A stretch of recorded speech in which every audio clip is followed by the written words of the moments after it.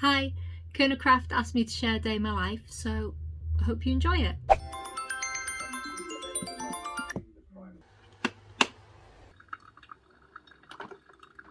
is the finding of a new study which has been carried out by public health teams.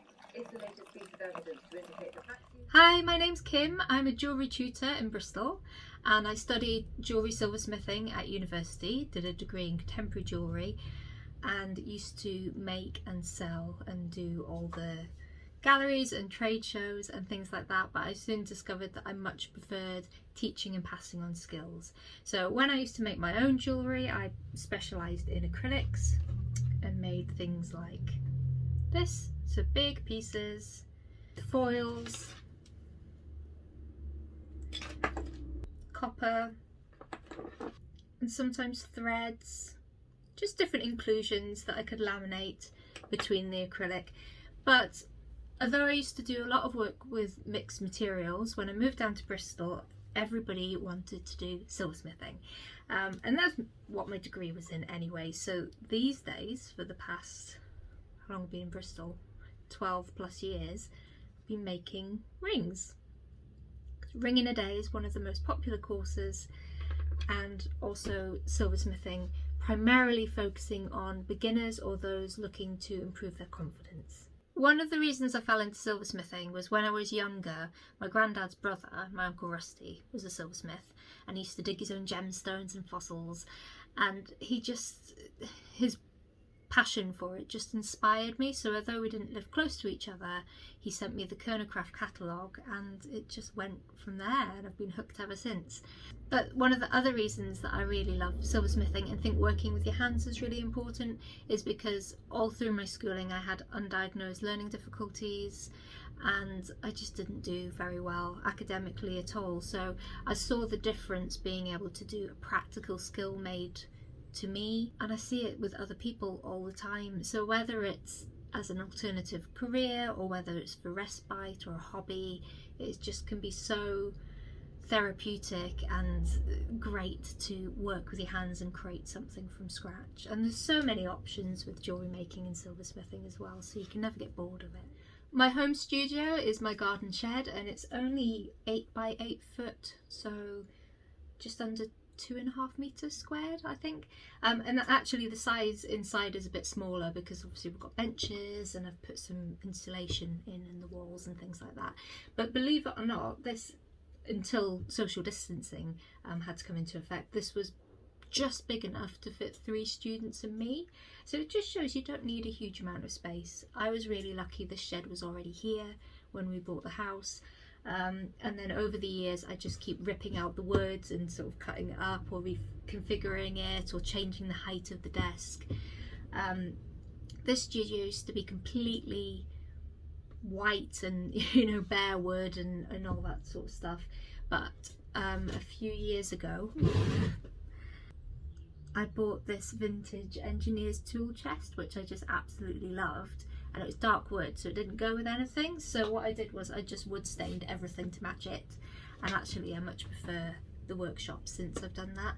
The other thing I did as well is I've painted the shed sort of a dark blue grey and navy blue, and there's navy blue panelling hiding all my crap under here. And I was worried because it's a small space that it would be too dark, but actually it's made all the difference, and it's so much cozier compared to when it was white. So pretty much everything in here is either just it's been made from scratch or repurposed or secondhand finds. It didn't cost a huge amount of money to do up. It's like I say, just a bog standard shed. It's nothing sort of really fancy, but it does, and I really like it.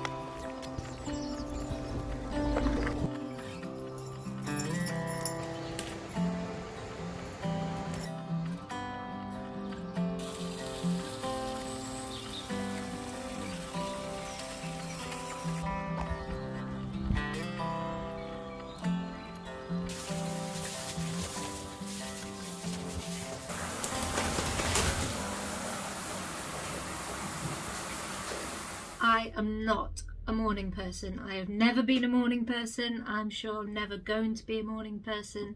It's like pulling teeth trying to get out of bed in the morning, even though I sleep really well. But we have 2 dogs, and unfortunately they don't get along, so they need to be walked separately.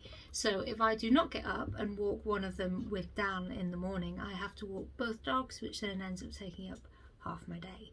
So I've had to become more of a morning person, and I found a trick that works for me is to put the coffee machine in my bedroom.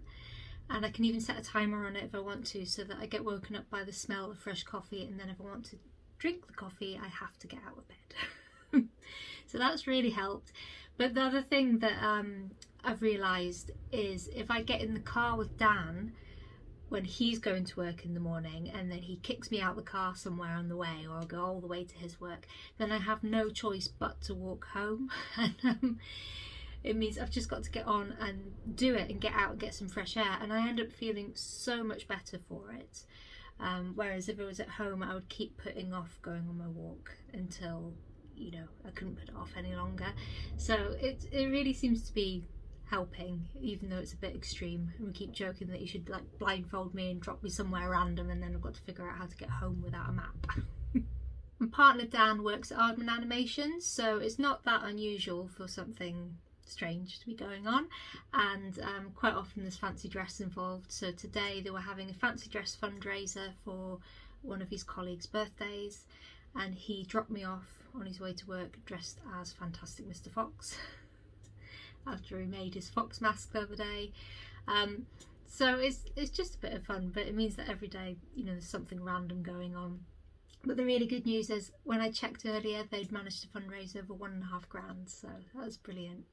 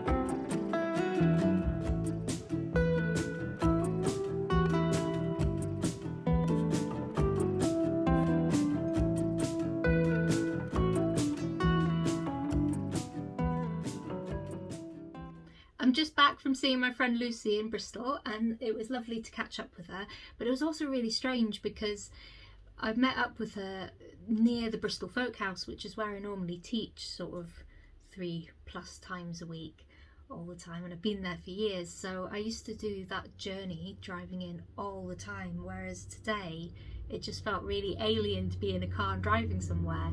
But it was nice to be back in town and have a bit of a wander around, and in a few weeks time I'm going to be back to more routine and teaching there again, so I'm going to have to get used to it. On a normal day I'd be running a workshop in my home studio, or maybe doing a video tutorial, so I'm going to have a go at doing a video tutorial of some spaghetti rings, which people have asked to see how to do.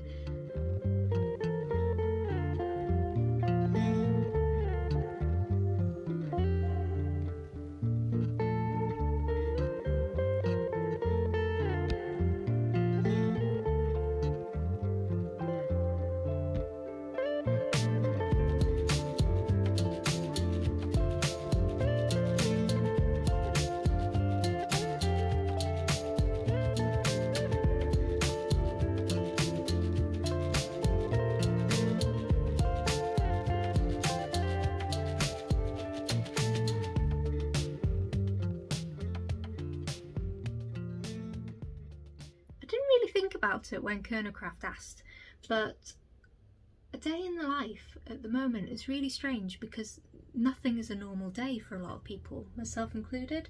So back in the day, pre-COVID, I would be teaching 2 to 3 workshops every day normally. So a couple of group workshops at either Kingswood, Bristol and Bathcraft workshops, or the Bristol Folk House, and then private one-to-one or small group tuition here in my studio. But obviously because of lockdowns and various things, that's just not been happening at the minute.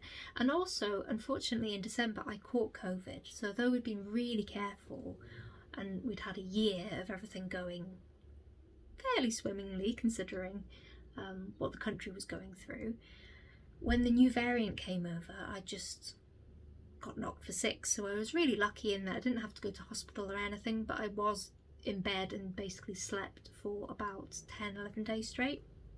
I was really quite unwell, and 5 months down the line, it's only just starting to get my energy back. It's just been the last couple of weeks I've managed to get up and out and about and get a little bit of exercise and start to build my stamina up again. So a normal day at the minute has been not doing very much because of brain fog. The plan had been, because of lockdown, to do all those things that, you put off and always say that you don't have enough time to do, such as, admin that isn't essential and making new resources, or I wanted to film loads of new tutorials and do an online course and, all these things. And it ended up all going out the window. But that has actually been a good thing, because I kept trying to do those things because I kept feeling like I should do them, but my brain and my body just weren't up to it. So I was very, very fortunate in that I had some... There's a naughty pigeon stomping on the roof of the shed, so sorry if you can hear it. It's my nemesis. Anyway, I was very lucky in that I've had some savings. So I was in the position where I could just say to myself, I'm going to stop. I'm going to stop pushing myself. I'm going to let my body and my brain have a chance to heal a bit more. And I decided the best way to do that, because I'd started to get a little bit of energy back, was just to walk. So I've just been walking and walking and walking about 6 to 10 miles a day, which the dogs are absolutely loving. And it's just made me feel so much better. Because like I say, every time previously when I tried to force myself to make some jewellery or film a tutorial, it would just go horribly wrong, or my brain just couldn't cope at all, or I'd keep hurting myself, which was very unlike me because my dexterity was just completely shot. So instead, as I took a deep breath and decide I just need to stop. I need to look after myself, I need to take some time out, and it's been the best thing that I could have done. But today, back in the studio, I finally feel as if my brain is functioning a little bit better again. So hopefully this is the start of that improving. And also next month, or June, sorry, I'll be back at work teaching the group workshops, all things going well, because most people will have had their vaccines by then. I'll have had my second vaccine. And I just know when I get back to work, just seeing other people and helping students achieve what they want to work on will just be brilliant for my energy levels and get me back on track. But like I say, in the meantime, I've just been taking things really slowly. So today I've been for a good old dog walk this morning. Pepper became bog dog as usual, got filthy. Managed to do a little tutorial about making spaghetti rings, which has made me feel really great that I've managed to achieve some technical stuff for the first time in ages. And then I popped out to see my friend Lucy, because I've not seen anyone in forever, like most people. So it was really lovely to catch up with her in Bristol and have a bit of a mooch around with my dog Lola. Now I'm going to go and cook some dinner and put my feet up, and All That Glitters is on the telly tonight, so I'll be watching that as well. But like I say, I think at the minute it's just to take with a pinch of salt that daily routines for some people have just gone out the window, and that's alright. But equally, if you can find a routine that works, or if you're having to stick to a strict routine because you're still working every day, just try and be kind to yourself and take things as easy as you can while we navigate through this strange time period in history. But I hope you're all well and keeping safe. Speak to you later.